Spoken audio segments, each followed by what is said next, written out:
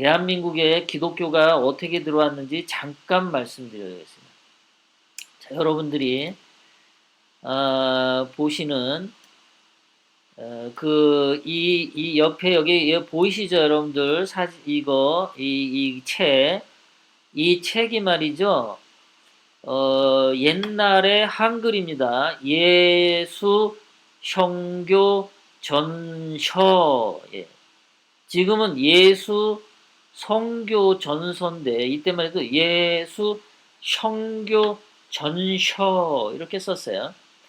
이게 기독교인들이 봤던 책인데요. 이게 언제 때 거냐면요. 1887년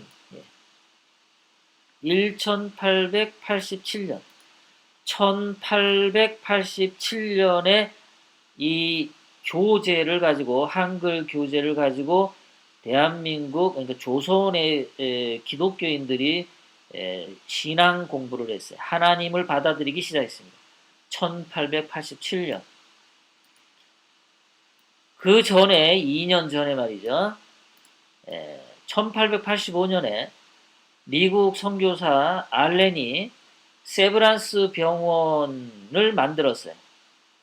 그리고 언더우드가 1885년에 연세대학교 전신을 만들었어요.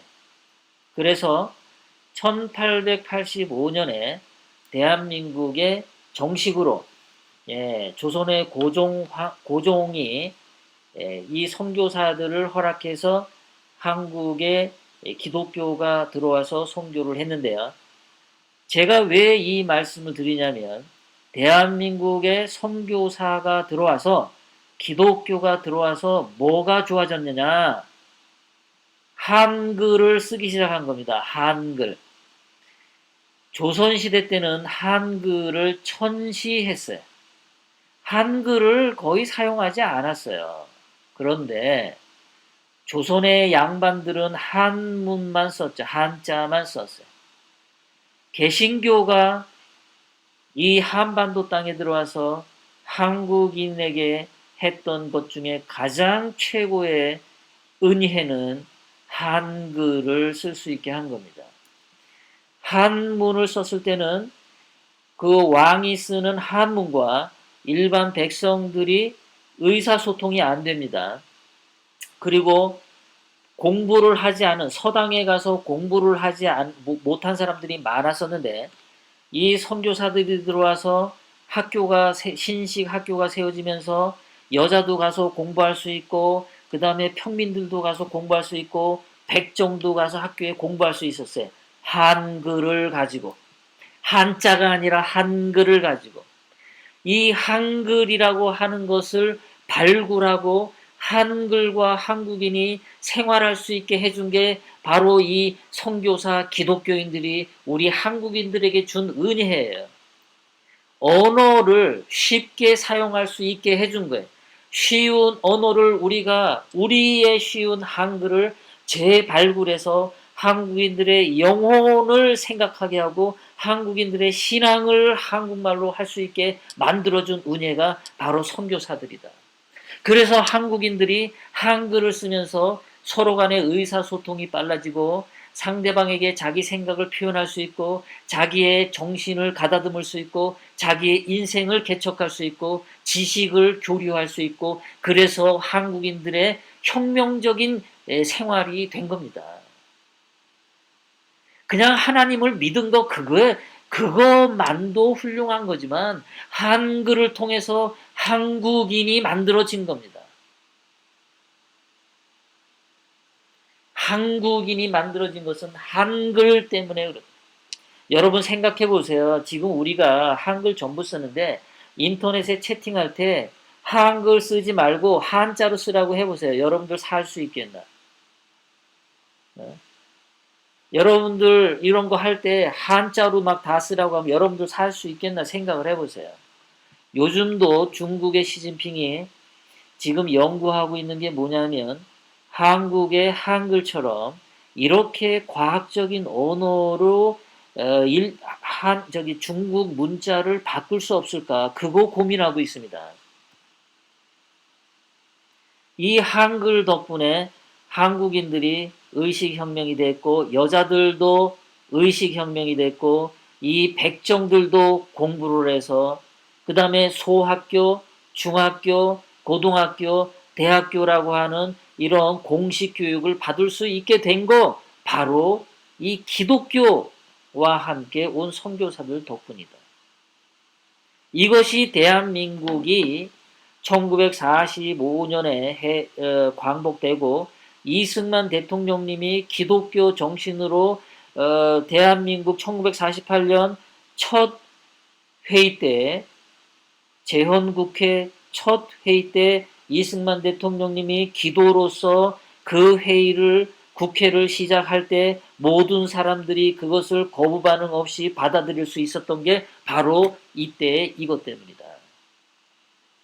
이승만 대통령님이 하나님의 신앙으로 한국을 이렇게 자유민주주의와 시장 경제 나라를 만들 수 있게 된 거 바로 한글을 통해서 대한민국 국민들이 다 글자를 아는 거예요.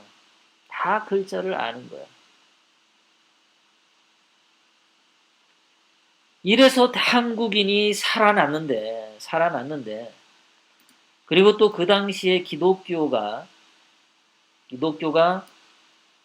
했던 것이 술과 담배 제사를 하지 말라 그랬어요. 이게 보통 사람들은요, 뭐 우상 숭배하지 말라고 제사하지 말라 이렇게 생각하잖아요. 신앙적으로 이게 그런 게 아니고요.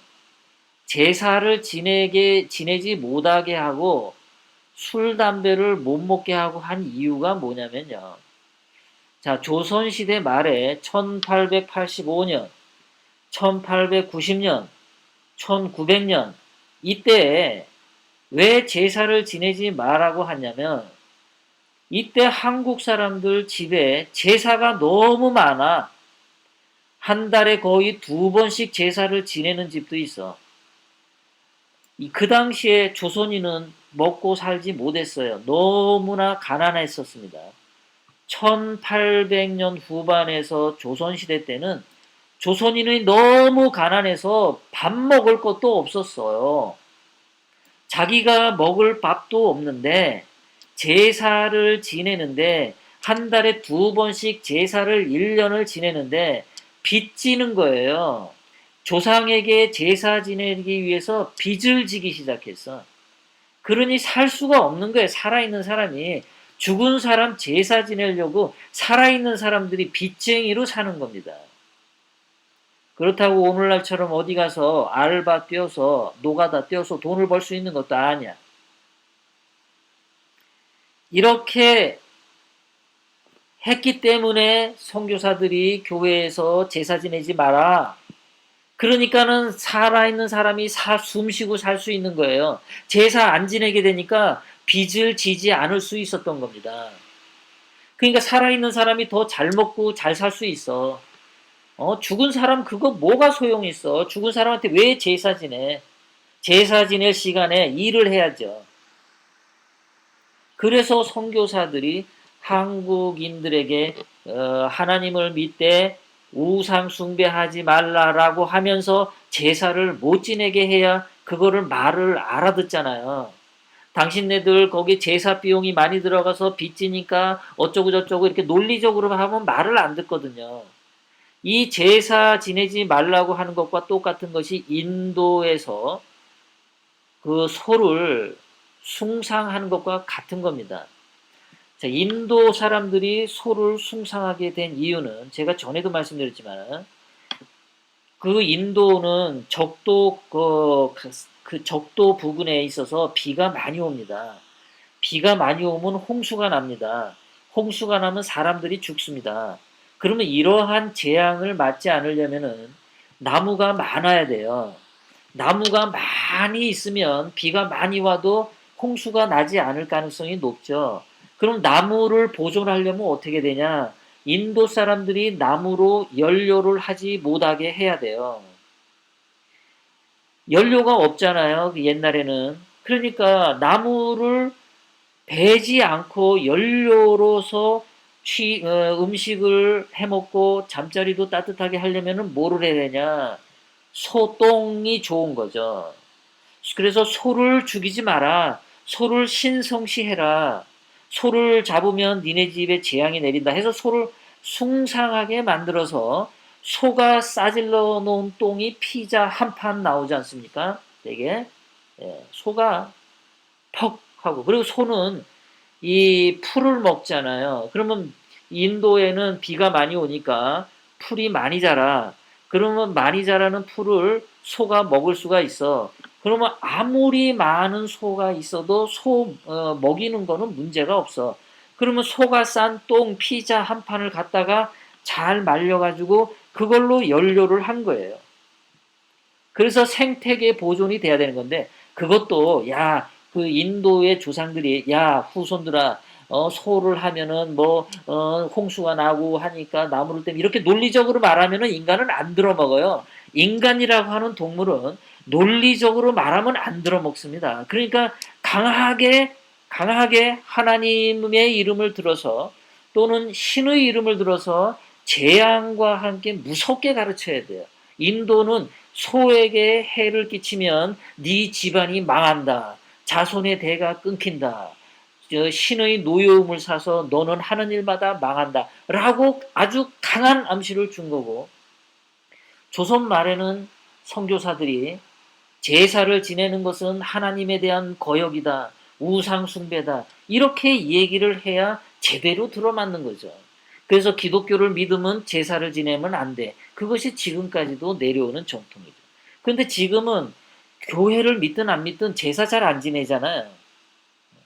지금은 제사 안 지냅니다. 그러니까 제사 안 지내는 사람들이니까 굳이 이제 교회를 가는 사람이랑 교회 안 가는 사람이랑 제사 이런 건 상관이 없어. 네. 술도 그렇죠. 조선 말에는 전부 다 못 사는데 술을 너무 많이 먹어. 돈이 들지 않습니까? 담배도 그렇고. 돈도 없는 사람들이 술, 담배, 제사 지내는 게 이게 퇴폐 행위죠. 요즘에 말하는 것처럼 마약 먹는 거랑 같은 거죠. 술, 담배, 제사 안 지내고 열심히 일해야죠. 열심히 성실하게 일해야죠. 그래서 조선 말에 1800년대, 1900년대 교회가 들어와서 사람을 사람답게 살 수 있게 만드는 거죠. 네, 성실하게 일해서 돈 벌고, 그 다음에 한글을 사용해서 한국인이라고 하는 정체성이 생기고, 그렇게 간 거죠. 그래서 새 사람이 되었던 거예요. 기독교가 한국인들을 새 사람으로 만든 겁니다. 그런데 말이죠, 여러분. 박근혜 대통령님을 탄핵한 지금 대한민국 국회의원 300명 중에 170명이 예수를 믿는 사람들의 57%가 여러분들 놀라지 않습니까?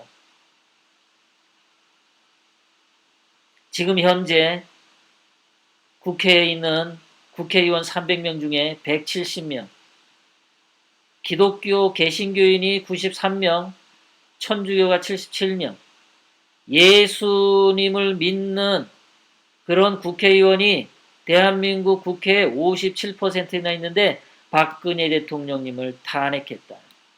거짓 증언을 믿고 거짓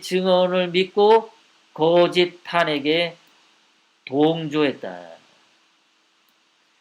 지금은 기독교가 대한민국을 살리는 데 쓰이는 게 아니라 오히려 예수님을 믿는다는 기독교인, 천주교인이 대한민국을 망치는 데 앞장서고 있다.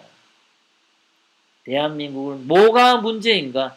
왜 오늘날 기독교인 국회의원과 천주교인 국회의원이 57%가 있는데 대한민국이 문재인의 독재로 이렇게 공산화가 될까봐 걱정하는 나라가 됐을까? 여러분, 이거 왜 그렇습니까? 왜 이렇게 됐다고 생각합니까, 여러분들?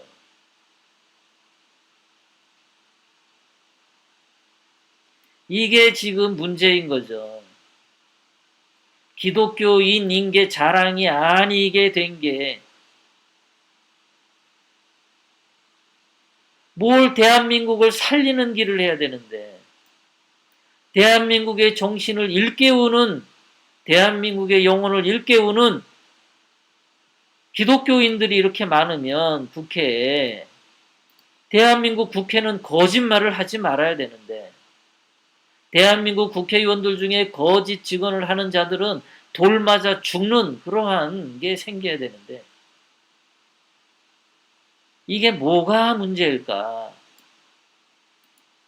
한국인 피가 문제일까? 국회의원이라고 하는 자리에 가면은 사람들이 문제가 생기나? 아니면 기독교가 문제인가? 천주교가 문제인가? 아니면 시대가 변해서 소고기를 잘못 먹어서 그런가? 뭘 잘못 먹어서 이럴까? 정말 통탄하지 않을 수가 없습니다.